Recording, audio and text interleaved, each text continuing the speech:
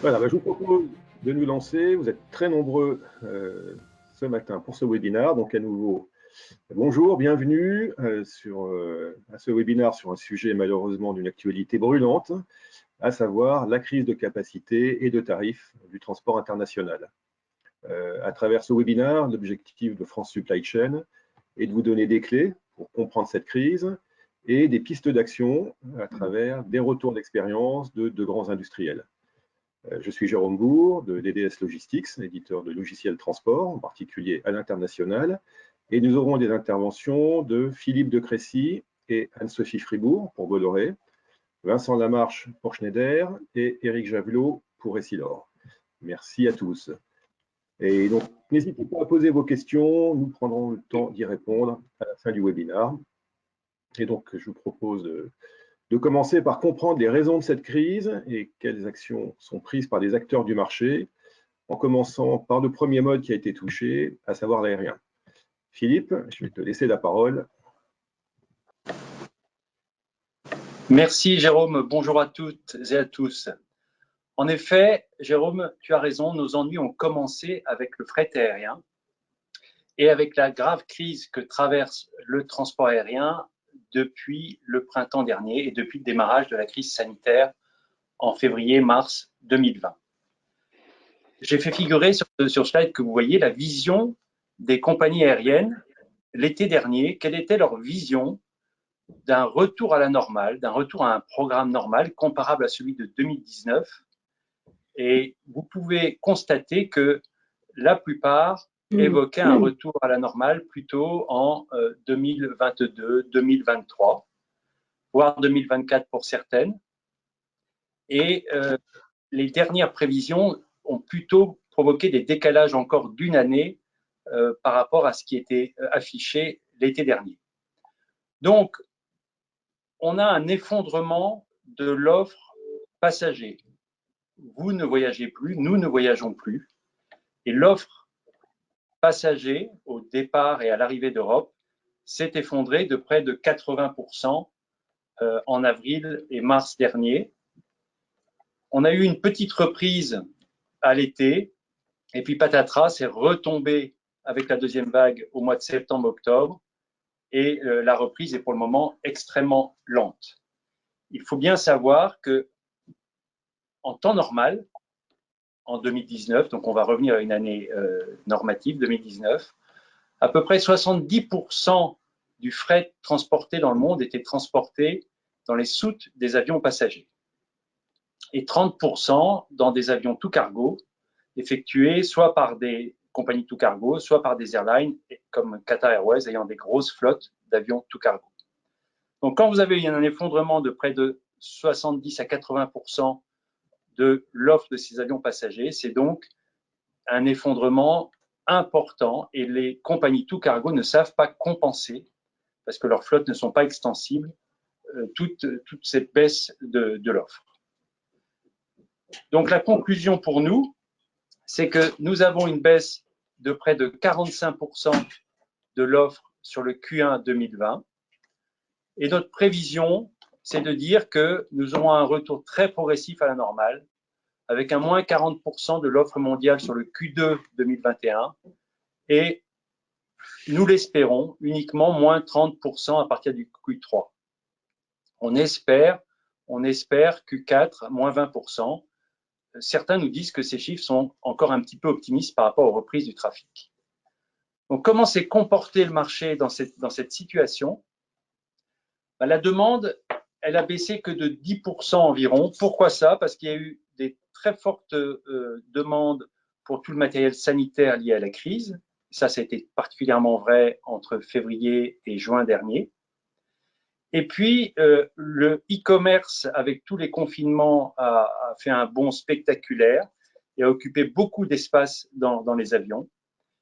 Et une autre conséquence du télétravail massif qui a été imposé en Europe et aux États-Unis en particulier, ça a été un boom des ordinateurs portables et du matériel d'ordinateur et de PC qui a été transporté massivement par avion, ce qui n'était plus le cas depuis de nombreuses années. Donc, on a une baisse de cette offre de moins 40, moins 45%, hein, et la demande qui baisse uniquement de 10%. Alors, ça crée forcément des tensions sur le marché, au départ d'Asie, au départ d'Europe en particulier. C'est une aubaine pour les compagnies toutes cargo que nous avons évoquées tout à l'heure, en particulier Cargolux, hein, cette compagnie luxembourgeoise qui a fait la meilleure année de son histoire en l'année dernière, en 2020. Et puis, c'est vrai aussi d'une compagnie qui s'appelle Airbridge Cargo et qui était au bord du dépôt de bilan en 2019 et qui, grâce quelque part à cette crise, connaît un retour assez spectaculaire.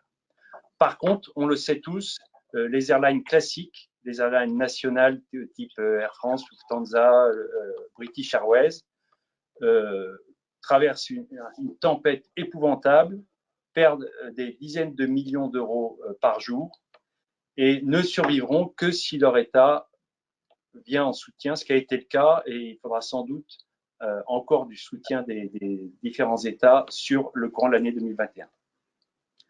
Donc, qu'est-ce qui s'est passé pour continuer à pouvoir répondre à la demande? Eh bien, les grands organisateurs de transport sont devenus airlines au travers de cette crise et ont affrété énormément d'avions pour pouvoir garantir de l'espace à leurs clients. Un groupe comme Bolloré Logistique a affrété plus de 700 avions au cours de l'année 2020, ce qui n'était jamais arrivé dans son histoire. Et bien sûr, un impact tarifaire important, avec des prix qui ont doublé, voire triplé sur certains trades, et surtout des validités de taux qui ont été très courtes, en particulier sur 2020. On était parfois à la quinzaine, puis au mois. On est quand même passé maintenant à une visibilité qui est plus trimestrielle, et j'espère qu'on va pouvoir revenir progressivement, peut-être au semestre, puis à l'année. Alors, on a vu des nouvelles choses apparaître au travers de cette crise, des nouvelles offres, et en particulier ce qu'on appelle le Pax Freighter, qui est un avion, souvent un avion 777 passager. Et là, la photo que vous voyez là, c'est l'exemple d'un 777 passager de Qatar Airways, duquel on a enlevé les sièges passagers. Là, en l'occurrence, tous les sièges sont enlevés. Tous les sièges de l'avion sont enlevés. Et là, c'est un peu un retour à l'aéropostale de Mermoz. On charge les colis à la main sur ce pont supérieur. Et c'est possible avec des colis assez légers. Et ça vous permet de charger jusqu'à 140 mètres cubes sur ce pont supérieur à la main. Et donc avoir une offre totale sur ce type de machine qui peut aller à 240 mètres cubes et jusqu'à 60 tonnes. Donc, quelque chose de nouveau. Et vous avez tous les jours des avions de ce type-là qui fonctionnent sur les réseaux, puisque les passagers ne sont pas là. Donc, les airlines peuvent utiliser leurs avions avec ce nouveau produit. Alors, ça crée des tarifs encore relativement élevés, mais ça permet de répondre à la demande qui reste très présente. Donc, la vision que nous avons, c'est un retour progressif à la normale avec le retour des avions passagers qui ne se produira pas avant la fin de l'année 2021.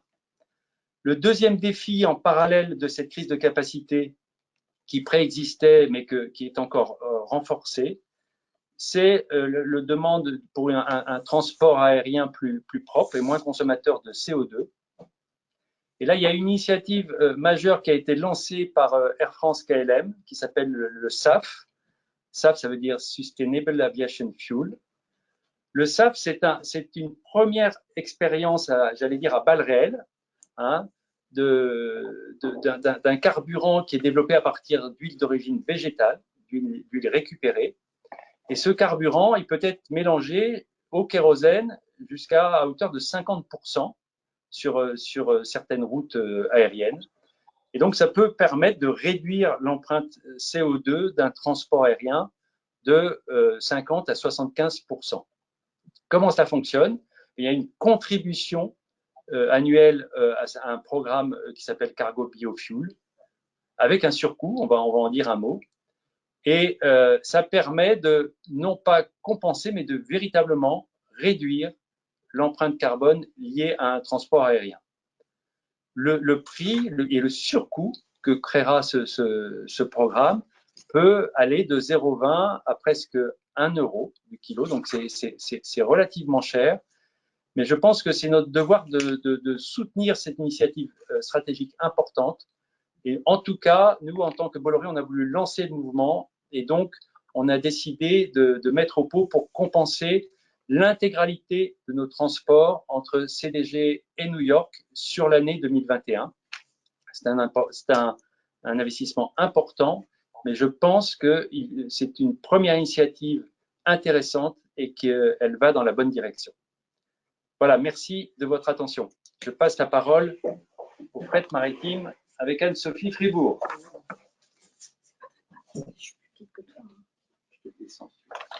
Ouais. Un petit problème technique, excusez-nous. Merci Philippe pour cette transition. Donc je suis Anne-Sophie Fribourg et donc dans le groupe Bolloré depuis 2001, en charge du développement du produit maritime et auparavant du procurement, c'est-à-dire du procurement global, c'est-à-dire des négociations avec les armateurs. Le transport de conteneurs, aujourd'hui, c'est 45% des échanges mondiaux. Ça a représenté en 2019 150 millions de containers sur l'ensemble de la planète. Et aujourd'hui, c'est un marché qui est extrêmement concentré avec une dizaine d'armateurs qui opèrent sur ce marché, de grands armateurs, des armateurs qu'on appelle globaux. Donc, quatre armateurs européens, Maersk, MSC, CMA CGM, qui est passé 3e armateur mondial devant COSCO, donc l'armateur chinois qui a rétrogradé à la 4e place, et enfin Hapag-Lloyd, donc l'armateur allemand. Et puis, s'ensuit une série d'armateurs asiatiques, donc Oni, l'armateur japonais, les Coréens Hyundai, les Sud-Coréens, et également les Taïwanais, 2 armateurs taïwanais, Yangmin et Evergreen. Donc, ce mouvement de rachat et de fusion s'est accéléré ces 5 dernières années, et notamment après la faillite de l'armateur sud-coréen Hanjin. Donc dans un souci de rentabilité et qui était absolument nécessaire à la survie de cette industrie qui est structurellement déficitaire. À ce mouvement-là, s'est ajouté un mouvement d'alliance opérationnelle. Donc la mise en commun des navires, donc sous couvert d'alliance. Et donc nous sommes passés en 2016 de 4 alliances opérationnelles à 3 sur les trades Est-Ouest, avec une couverture d'environ 95% des volumes par ces trois alliances. Le but étant toujours de résoudre les problèmes de surcapacité chronique qui sévissent donc dans cette industrie, mais également de restaurer des marges. Et d'offrir à la clientèle une couverture portuaire la plus large possible. L'équation est difficile à résoudre, elle est effectivement à plusieurs inconnues parce que l'industrie du shipping fait face à une demande qui fluctue énormément et à une offre qui est structurellement supérieure à la demande, puisque les armateurs ont investi dans des navires depuis de nombreuses années de plus en plus gros. Des navires, il est important d'innover, il est important de réduire ses coûts. Donc, vous voyez sur cette slide la taille des navires qui a augmenté de manière très significative ces dernières années. Voilà, on est passé d'une taille moyenne sur l'axe Asie-Europe, qui est l'axe majeur du commerce maritime, donc de navires à 6000 conteneurs à aujourd'hui des navires qui font aux alentours de 24 000 conteneurs. Les 2 derniers navires que vous voyez là sont donc les 2 plus grands porte-containers du monde, avec 24 000 containers chacun, et chacun 2000 prises reefer. Donc, si vous voulez, ça a toujours été essayer d'être au niveau de la demande et puis savoir avoir des stratégies commerciales qui parfois peuvent être divergentes, avec un armateur qui va avoir une stratégie d'acquisition de parts de marché au détriment du revenu. Et c'est ce qui a fait une volatilité, ce qui a créé une volatilité extrême sur ces marchés depuis des années et une incapacité donc à avoir des marges, qui leur permettent de continuer à investir pour rester toujours au top de l'innovation. D'où des crises successives. On l'a vu en 2009, en 2016, et donc une crise majeure en 2020. Alors pas tout à fait dans le même sens parce que ça va leur permettre à eux de restaurer leur marge, mais néanmoins voilà, une crise qui a un impact très très fort. Comme l'a dit Philippe, la crise a démarré par une crise aérienne et ensuite donc une crise maritime. Premier semestre 2020, une baisse drastique de la demande, un recul des volumes de l'ordre de 7%. La demande s'effondre, les armateurs réduisent très vite la capacité. Les alliances opérationnelles leur a permis, ces dernières années, leur a permis de devenir très agiles et de pouvoir instaurer des programmes de retrait de capacité très très rapidement, beaucoup plus qu'auparavant. Donc ils retirent de la capacité. Après ce bref arrêt de la demande, donc les habitudes de consommation reprennent. On voit le shift de la consommation donc vers les biens de consommation courante. Et donc, les armateurs progressivement remettent de la capacité. Les usines chinoises se mettent à produire donc à plein régime. Et cela repart à la hausse avec néanmoins une capacité qui est bien en dessous de la demande. Et là, ça repart à la hausse, notamment aux États-Unis. Ça repart de manière très forte aux États-Unis. Donc, les armateurs basculent les navires sur l'axe Asie, donc Chine, États-Unis, et basculent à la fois les navires, mais aussi l'équipement. Et donc, ce marché qui est à ce moment-là courant de l'été très en tension permet aux armateurs de remonter les tarifs. Donc, les tarifs se mettent à atteindre des niveaux très importants. Voilà, fin août, on paye un container 40 pieds sur Shanghai, Long Beach, plus de 5 000 $. La situation commence à se tendre en termes d'équipement, de circulation de l'équipement, puisque la pandémie s'étend aux États-Unis. Donc, on fait face à des congestions portuaires, à des problèmes de grève, à des problèmes d'interland et d'acheminement des marchandises donc dans le territoire intérieur des États-Unis, des problèmes de productivité dans les entrepôts, ce qui génère une immobilisation de l'équipement assez majeure sur le territoire américain.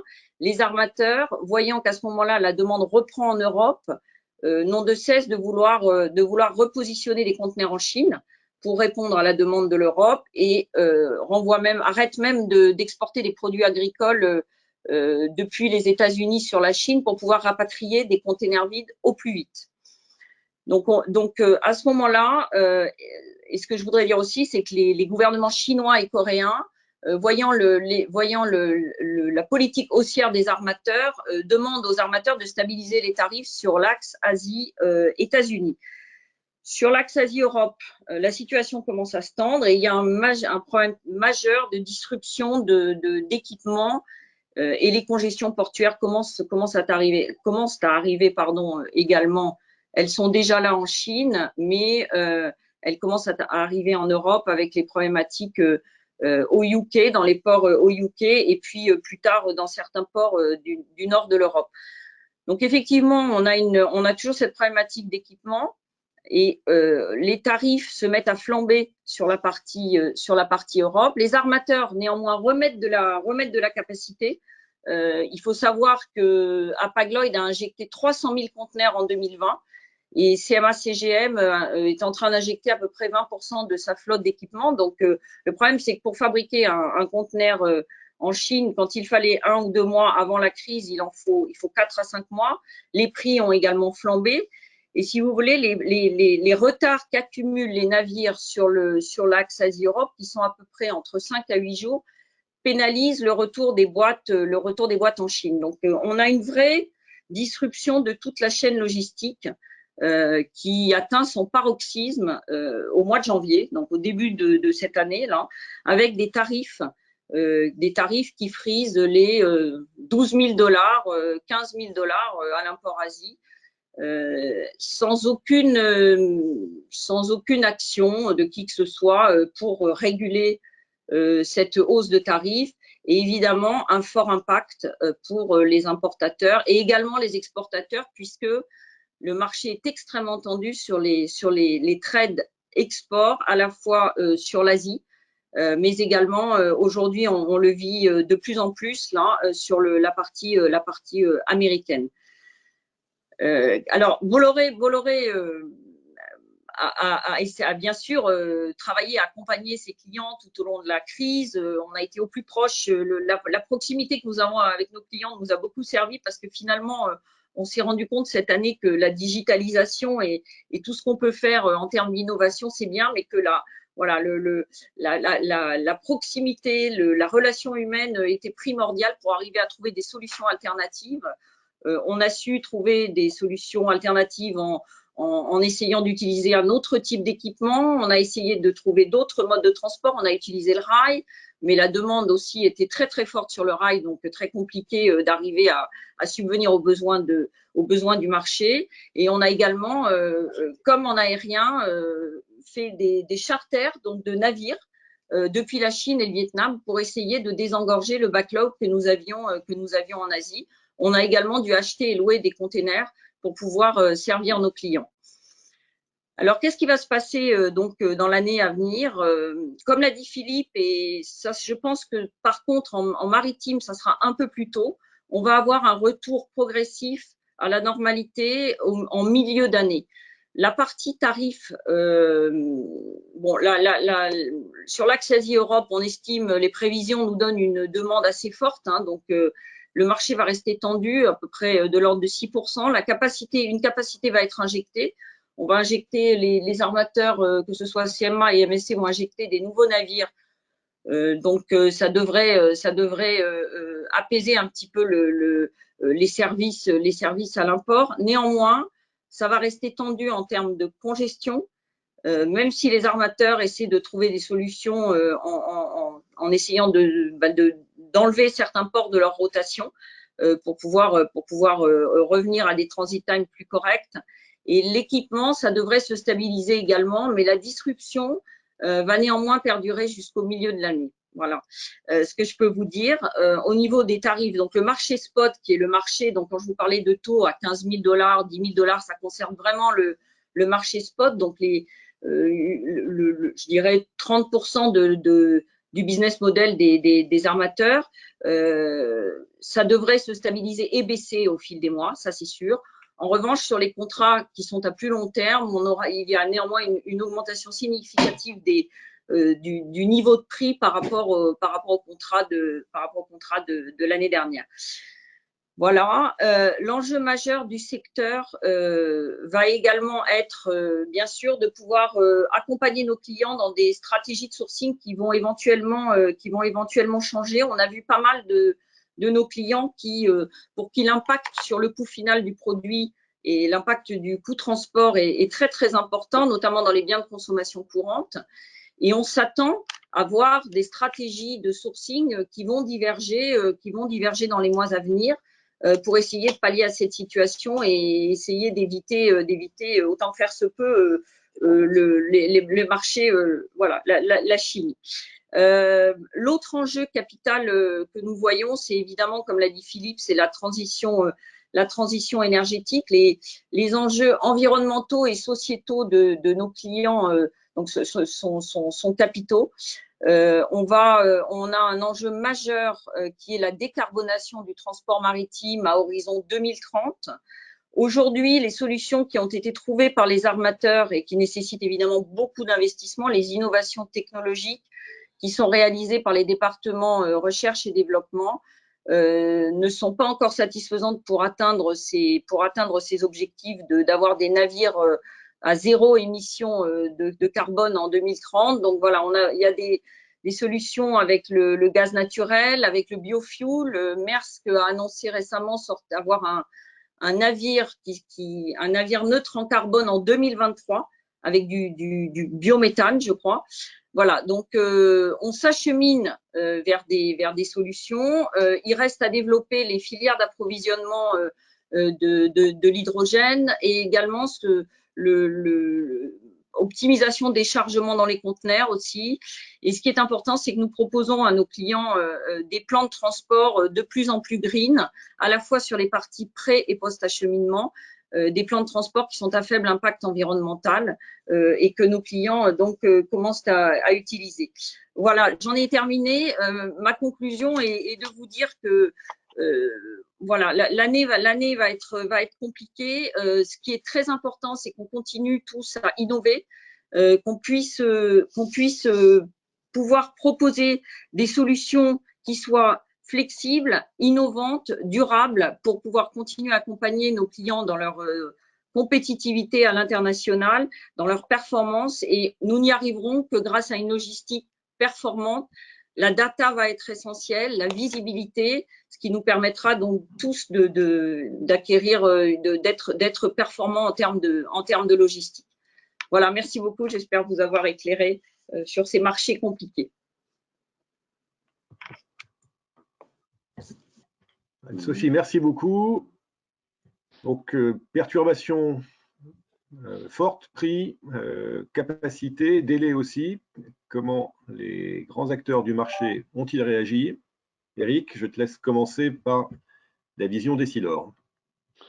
Merci Jérôme, bonjour à toutes et à tous. Donc avant de vous présenter les actions qu'Essilor a mis en place pour au mieux gérer cette crise du transport et mieux protéger nos clients, je vous propose de vous présenter un peu le groupe en quelques mots.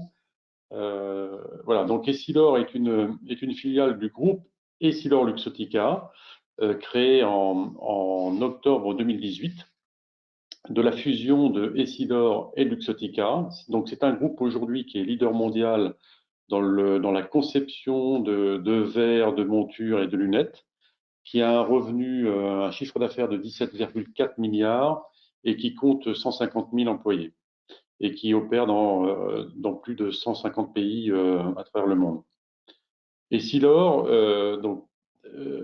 quant à nous, quant à Essilor, en fait, son chiffre d'affaires est environ de 8 milliards et nous sommes à peu près 74 000 employés et nous sommes leaders dans tout ce qui est optique ophtalmique avec des marques comme Varilux, donc les verres progressifs pour corriger la presbytie, Transition qui sont des verres photochromiques et Chrysal qui sont des traitements au niveau des verres.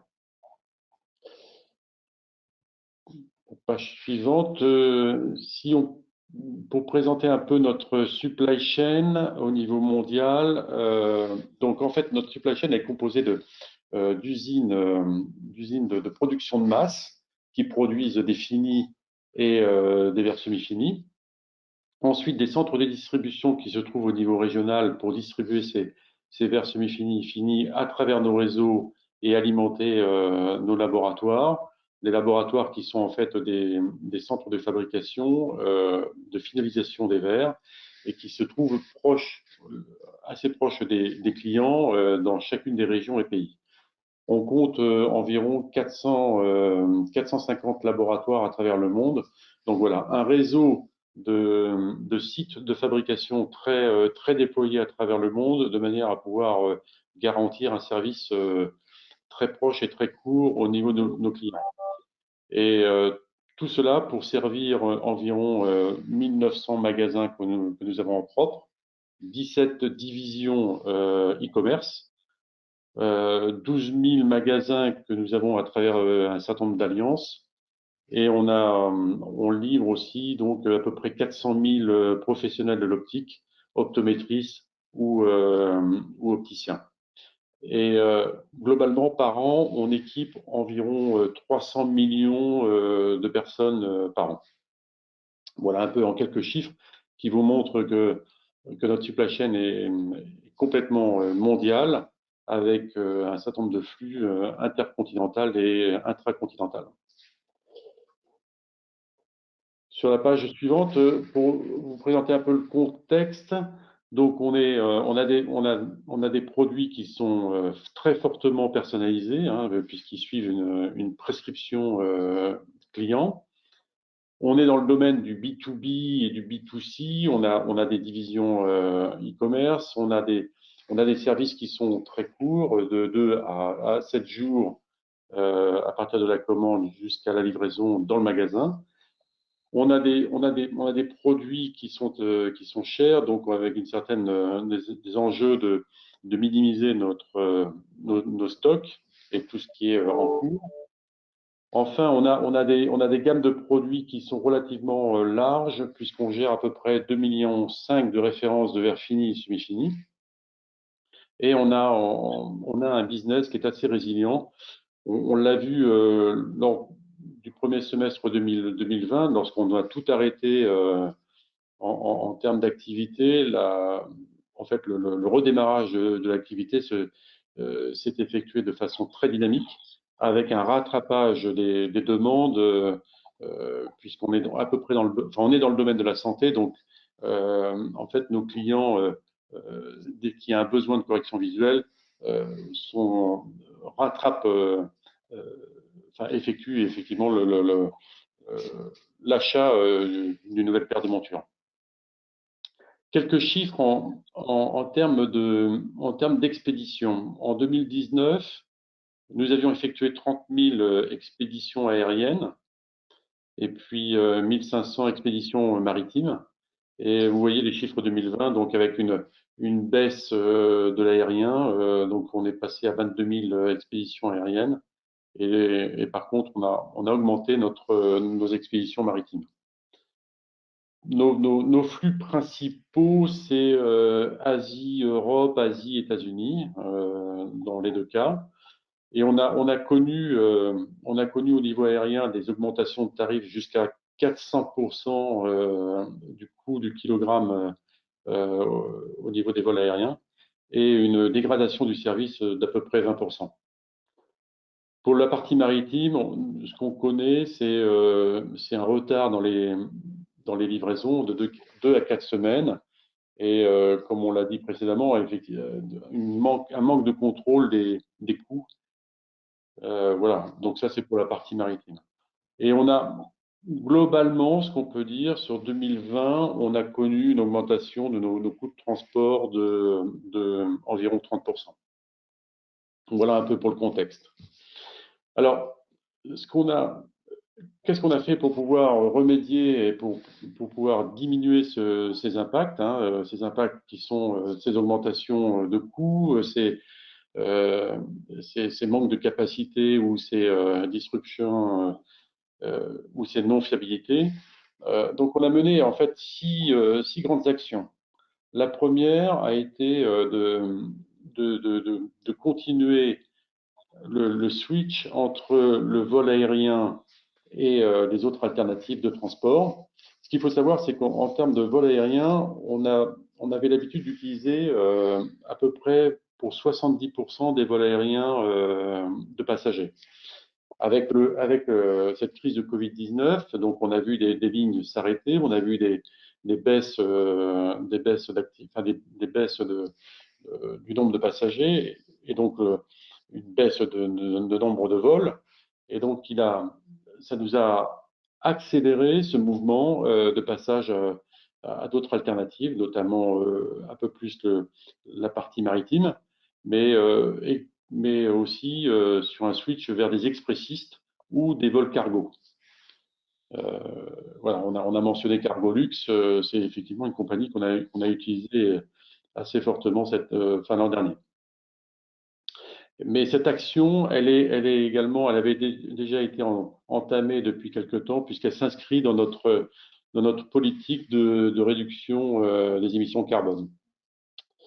Voilà, donc ça c'est pour l'action numéro 1. La deuxième a été de travailler sur une meilleure localisation des productions et des stocks, plus proche des clients, donc nécessitant moins de transport. Donc ça, c'est une deuxième action que nous avons entreprise. On est quand même au début de cette initiative. La troisième, c'est de rééquilibrer les volumes donc vers des expressistes, comme je le disais, et des vols cargo, donc surtout au niveau aérien. La quatrième, c'est de revoir notre politique d'achat de transport. Là où on faisait des appels d'offres pratiquement tous les ans, aujourd'hui on est passé à des appels d'offres tous les 2 mois, avec un engagement sur 2 mois. Donc ça demande énormément d'efforts, de travail aussi, puisqu'il faut préparer ces appels d'offres, mais ça permet de mieux anticiper et de mieux coller à la réalité. La cinquième action, c'est d'avoir en fait un suivi pratiquement quotidien, hebdomadaire de tous ces transports, de manière à pouvoir anticiper des ruptures et prendre les bonnes décisions le moment voulu. Et enfin, la sixième action que nous avons, que nous menons, c'est d'avoir renforcé nos partenariats avec les freight forwarders, de pouvoir leur donner nos prévisions de transport et tout en réservant aussi à l'avance un certain nombre de capacités. Alors, toutes ces actions ont été accompagnées aussi de plans de continuité industrielle, de manière à pouvoir backuper un certain nombre de sites industriels. Et on s'est organisé avec un comité hebdomadaire au niveau opération pour piloter l'ensemble de ces actions. Voilà en quelques mots les initiatives qui ont été menées et qui sont toujours en cours au sein du groupe.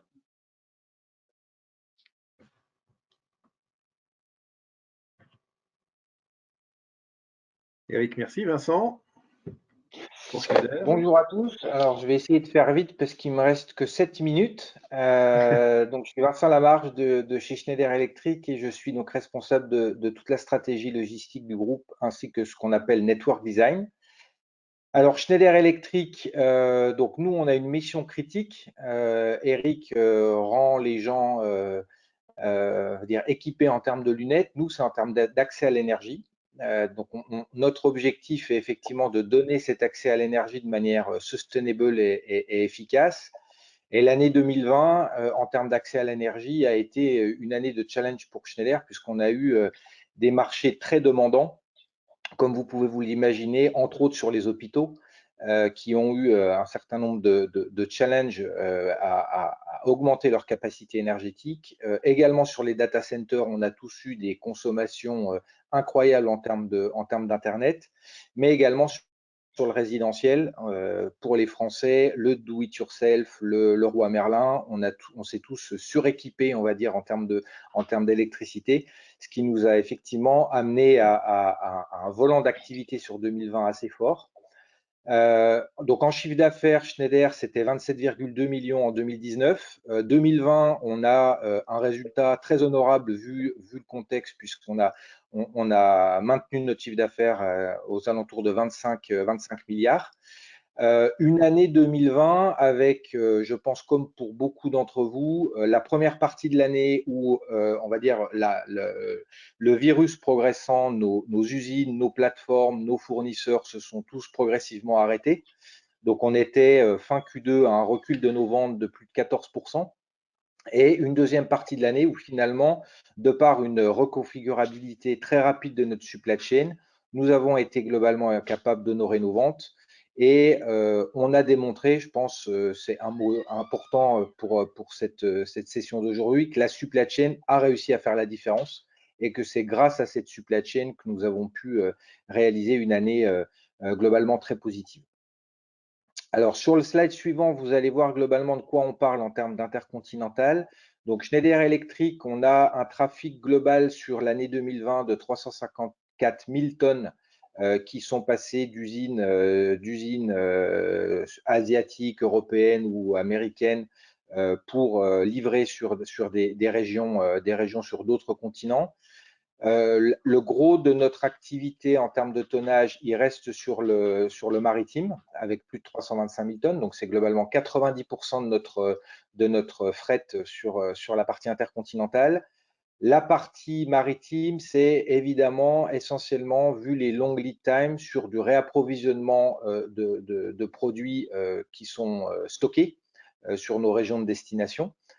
Et on a pu noter également, donc sur la partie maritime, un effet domino de baisse de capacité, alors que nous, on en avait besoin de plus, et avec des débuts, on va dire, d'augmentation de tarifs, surtout à partir de Q3, qui nous ont impactés.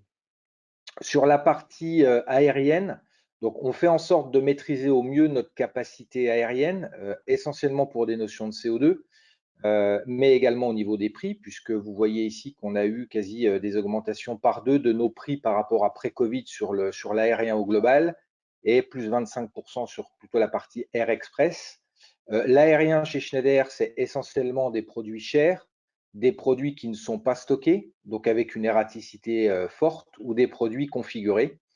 Et effectivement, de par l'impact négatif sur le CO2, nous avions de toute façon, on va dire hors contexte Covid, progressivement décidé à ce que ce RC ratio bouge de 10% à plutôt 6%, pour à la fois nous prémunir des problèmes tarifaires, mais également pour des problèmes de CO2. Et également, en anticipant les signaux qu'on a tous reçus, les avions vont progressivement être utilisés pour transporter les vaccins.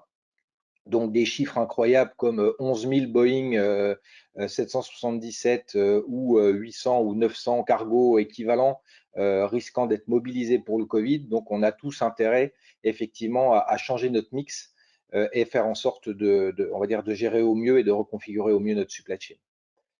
Alors, sur le slide suivant, vous allez avoir, et je vais vraiment essayer de faire vite, donc les différents axes de travail de Schneider Electric. Donc, Schneider Electric s'est engagé après notre programme d'entreprise qui s'appelait TSC, donc Tailor Supply Chain 4.0, à initier un nouveau compagnie programme, donc qui s'appelle Strive. Donc, Strive, c'est S comme Sustainability, T comme Trust, R comme Résilient, I comme Intelligent, V comme Velocity et E comme Efficiency. Et tout ça pour, on va dire, entre autres, répondre aux problématiques contextuelles de transport dont on parle aujourd'hui. Donc, tout part du competitive lead time. Donc, on est en train de retravailler avec nos clients pour faire en sorte, finalement, baisser les cas de figure où la supply chain doit être accélérée. Donc, on a un certain nombre de clients. Tous les clients n'ont pas les mêmes attentes. Et on veut effectivement faire en sorte de raréfier, on va dire, les cas où la supply chain doit être accélérée. Donc, c'est encore une fois essentiellement des problématiques de produits MTO, Make to Order, Configurated to Order ou Engineering to Order, sur lesquels on réfléchit par segmentation de clients pour tailoriser notre supply chain et faire en sorte on va dire de baisser ces cas de supply chain accélérés, et également ouvrir du service chargeable to customer. Donc, si un client veut être livré rapidement, on va adopter les principes de premium supply chain pour lesquels une partie des coûts d'accélération de Air Express, par exemple, serait supportée par le client. Le deuxième axe, c'est où est-ce qu'on produit. Donc là, comme le disait également Eric pour Essilor, donc on est en train de réfléchir à une reconfiguration très rapide de notre industrial footprint. On avait un certain nombre d'usines qui étaient globales et uniques et pour lesquelles on est en train de réfléchir à une régionalisation. On aime dire chez Schneider que le meilleur transport, c'est celui qui n'existe pas. Et évidemment, relocaliser nos usines nous fera forcément baisser la partie intercontinentale, mais également augmenter notre résilience de la supply chain en général. Le troisième axe sur lequel on travaille, c'est la partie stocking stratégie. Donc là, on a également vécu tous au niveau de l'année 2020 des problématiques de livraison, donc de backorder lines. Donc, on a revu complètement notre stocking stratégie. Donc, qu'est-ce qu'on doit stocker où? Et faire en sorte d'investir sur du cash et donc d'augmenter, entre autres, nos stocks à destination.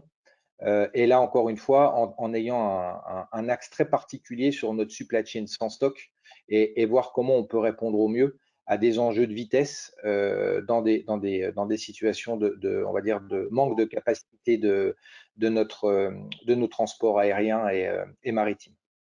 Également, le stocking stratégie, c'est améliorer notre sales forecast. Donc, il faut qu'on anticipe, il faut qu'on soit beaucoup plus dans une analyse fine en termes de variation de la demande. Et pour Schneider, l'année 2021, c'est un super challenge, mais on table sur au moins 8% d'augmentation de nos ventes. Donc, ce qui fait qu'en plus de tous les problèmes de manque de capacité de transport, on est face à une situation où les ventes vont augmenter. Donc, ce qui rend encore plus intéressante l'équation. Le quatrième axe sur lequel on va travailler, on est en train de travailler, donc c'est le nombre d'étapes dans notre supply chain. Donc, on a une supply chain, donc je vous le disais, sans stock, mais on en a une également avec stock. Et sur la supply chain avec stock, on est en train de faire en sorte de limiter le nombre d'étapes de stock dans notre supply chain pour également la rendre plus résiliente. Et on est, entre autres, à retravailler de manière très rapide avec des outils de network design, donc comme Supply Chain Guru, qui nous permettent de simplifier et d'identifier les opportunités de simplification de notre supply chain et également donc d'en augmenter sa résilience. Et sur le dernier axe, donc RC Ratio CO2, le CO2 Schneider, c'est 1 million de tonnes de CO2 qui sont sur le transport. Donc effectivement, en plus du contexte de capacité, on a un vrai contexte sustainability. Donc, qu'est-ce qu'on est en train de faire? Donc, comme je le disais tout à l'heure, donc passer le RC ratio de 10 à 6%, et également renforcer d'autres moyens de transport comme le train, dont mentionnait Anne-Sophie. Alors, sur les mêmes problématiques également pour nous, qui est, on aimerait bien faire du train, mais on a également souffert de manque de capacité, entre autres sur la connexion Chine to Russie, pour lesquels on avait des containers en attente, mais finalement on n'a pas eu de train, ou alors les temps de dédouanement étaient tels que finalement ça n'a pas été une solution tellement viable, et il faut qu'effectivement collectivement on travaille à ce genre de solution. On va monitorer le on-demand air, donc on est effectivement by design à vouloir du 6%, mais on a un certain nombre de cas exceptionnels sur lesquels un aérien est la solution par rapport à une demande client pour récupérer du backorder line. Donc là, on veut également monitorer de manière beaucoup plus stricte l'appel à l'aérien et faire en sorte de le monitorer et le réduire le plus fortement possible, en faisant également appel à un mix peut-être de nouveaux players au niveau de tout ce qui est maritime.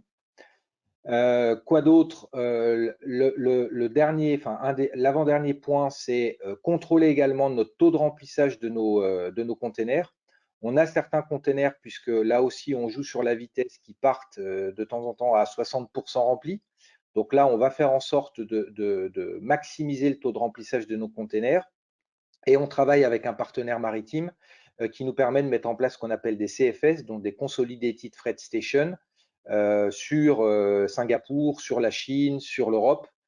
Ces partenaires nous aidant à regrouper l'intégralité des volumes de plusieurs usines de la région et nous permettent du coup de massifier le remplissage de nos containers.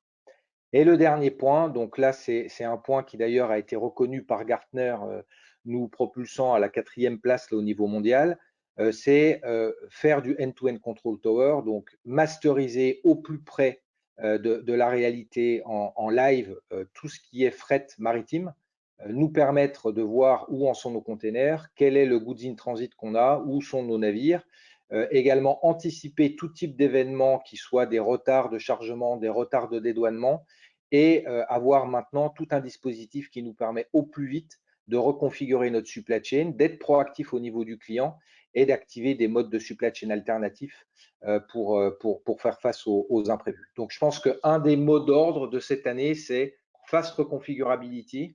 On a une supply chain by design qui doit être optimisée, mais on doit également avoir, on va dire, une capacité à reconfigurer cette supply chain de manière quasi live et instantanée. Voilà, Jérôme, j'ai fait au plus vite.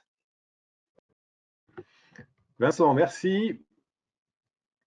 Alors, écoutez, ce que nous voyons dans cette situation où clairement tous les modes sont affectés, hein, aérien, puis maritime, pas d'alternative sur le rail ou sur la route. On voit qu'il y a tout un panel de solutions qui a été mis en place par des acteurs comme Essilor ou Schneider sur un terme plus ou moins long, hein, un pilotage très serré, à une réflexion sur des pays de sourcing ou de production. On voit aussi beaucoup de nos clients qui accélèrent l'utilisation des solutions digitales, des logiciels pour massifier le remplissage des conteneurs, gérer cette base tarifaire qui est devenue très volatile, avoir de la visibilité sur les commandes. Cela dit, les actions lancées, avec un retour à la normale qui va se faire quelque part en deuxième semestre au mieux, voire 2022, ça rend la situation critique pour beaucoup d'acteurs pour qui le transport est une part importante du coût de revient. Le textile, le cuir, le meuble, par exemple, souffre beaucoup en ce moment. Et donc, pour accélérer le retour à un équilibre plus supportable pour les chargeurs, nous souhaitons avoir une action aussi auprès des pouvoirs publics, à les alerter sur l'impact de cette crise, les risques de faillite, d'impact sur les prix à la consommation, par exemple. Il y a des actions possibles. Sur l'aérien, des capacités à autoriser, par exemple, d'autres compagnies à opérer du fret sur les aéroports français, peuvent être des actions relativement court terme. Alors, France Supply Chain n'est pas un nobiliste, hein, mais nous souhaitons pouvoir donner des chiffres pour alimenter l'action. Nous avons travaillé aussi avec TLF Overseas, qui a créé un questionnaire pour recueillir de l'information, mesurer cet impact. Un questionnaire qui est relayé aussi par la UTF ou le MEDEF. Nous vous donnerons le lien, hein, et donc nous encourageons à remonter aussi de l'information pour pouvoir qu'on puisse consolider tout ça et avoir faire au sein des membres de France Supply Chain, avoir les retours de ceux qui le souhaitent pour avoir une position commune que nous puissions pousser vers des pouvoirs publics. Alors, beaucoup de participants, un certain nombre de questions aussi que je vais relayer. Première question, est-ce qu'aujourd'hui, peut-être pour Anne-Sophie, on est capable de donner une idée d'un prix moyen, l'exemple classique sur un Shanghai-Le Havre en 2021, si aujourd'hui on devait tabler sur une idée de prix, qu'est-ce qu'il est raisonnable de prendre, alors sur du spot ou sur Écoutez, c'est une question qui est compliquée. Il est compliqué d'y répondre. Aujourd'hui, comme je l'ai dit, le marché spot du mois de janvier, donc le SCFI, hein, donc qui est l'index de marché de référence sur cet axe, tablé du 8800 $ le 40 pieds. Voilà, donc en février, on sera peut-être aux alentours de 7000, 7005 et ça va baisser au fil des mois. C'est ce que je peux donner pour du marché spot. En revanche, s'il y a un petit peu de volume, il y a possibilité de négocier évidemment des tarifs avec de la visibilité et une validité plus longue. On peut arriver à négocier des tarifs qui seront un petit peu en dessous de ces niveaux-là. Mais encore une fois, je pense que ça va rester compliqué sur les 5-6 premiers mois de l'année. Merci Anne-Sophie. Alors, on a beaucoup parlé du trade Asie-Europe. On a aussi une question sur les flux, en particulier origine France vers Afrique ou dom-tom. Est-ce qu'on trouve les mêmes niveaux de perturbation? Oui, l'Afrique et les dom-toms, c'est aussi assez tendu. Toujours des problèmes d'équipement, puisque finalement, si vous voulez faire venir des conteneurs à l'import, on a du mal et on n'arrive pas à subvenir, pardon, à la demande sur l'export dans la majorité des trades. Donc l'Afrique et les dom-toms également, c'est des marchés qui sont tendus. Et il y a des problèmes d'espace également sur l'Afrique. Et sur les dom-toms en matière aérienne, il y a une crise particulièrement aiguë puisque les moyens passagers deviennent dérisoires et donc il y a une extrême tension à venir pendant un mois ou deux sur les dom-toms. Voilà, donc effectivement, tous ceux qui de toute façon sont dans cette position d'exportateur sont aussi au quotidien, voient effectivement la répercussion est clairement mondiale. Hein. Je voyais encore une vidéo ce matin qui montrait l'engorgement du port de Long Beach et on touche du doigt vraiment la connexion de l'ensemble des économies. On a une question aussi sur l'arrivée finalement de nouveaux acteurs. CMA-CGM qui a communiqué il n'y a pas longtemps sur l'extension de son offre sur de l'aérien. On nous signale aussi Turkish Airlines qui convertit aussi des parties de sa flotte sur du freight. Philippe, est-ce que c'est des choses qu'on voit qui vont donner de la capacité à une certaine échéance? C'est plutôt de la redistribution parce que c'est des avions qui étaient déjà utilisés dans d'autres flottes auparavant. Là, en l'occurrence, dans celle de Qatar Airways.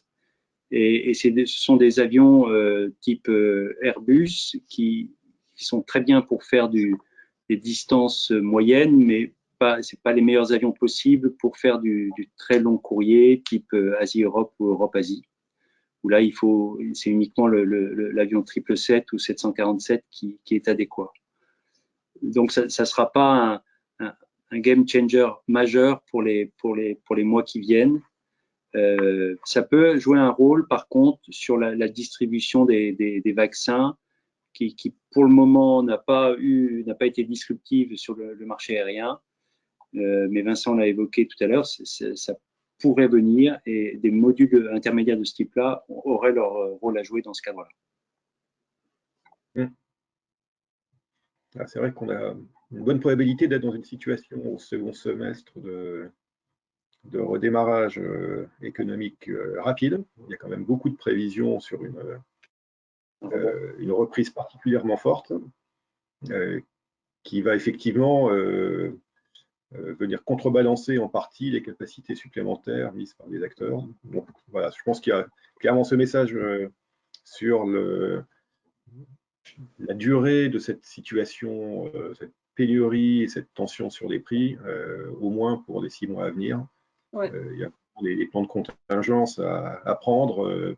On l'a vu à travers les retours d'Éric et de Vincent sur vraiment un pilotage et très court terme à mettre en œuvre, des renégociations de tous les 2 mois, par exemple, des conditions tarifaires. Voilà, le retour à la normale est à une échéance qui n'est pas encore même clairement visible. Voilà. Puis la bonne nouvelle, c'est le sujet est apparu sur l'ensemble des interventions, c'est que ça ne remet pas en cause les actions sur la réduction de l'empreinte énergétique du transport. Clairement, cette prise de conscience est là. Les offres sont en train de bouger. On l'a vu à travers les évolutions du mix de carburant à la fois dans l'aérien et le maritime. Les actions très claires d'acteurs comme Essilor et Schneider, des engagements forts autour de la réduction du mixte aérien maritime et globalement la mesure et l'engagement sur la réduction des émissions de CO2. On le voit aussi assez souvent, on travaille beaucoup avec des acteurs engagés dans des programmes comme Fred 21. Donc voilà, la bonne nouvelle, c'est que cette crise ne remet pas en cause ces actions. Et puis, pour l'ensemble des professionnels de la supply chain, mais à nouveau, sur le devant de la scène, l'importance critique de ces chaînes. Clairement, sur 2020-2021, les risques se sont avérés et on voit que les enjeux sont immenses, à la fois en termes de coûts, de maîtrise de l'ensemble de la chaîne de service vis-à-vis des clients. Et donc, merci à tous les participants pour ces éclairages. Je pense que c'était vraiment précieux d'avoir cette vision sur un sujet qui est crucial pour tous. Est-ce que quelqu'un... Voilà. Merci. Merci. Merci à tous pour votre participation. Il est quasiment 11 h, donc nous allons terminer ce webinaire et merci à des retours très positifs. Merci pour vos commentaires.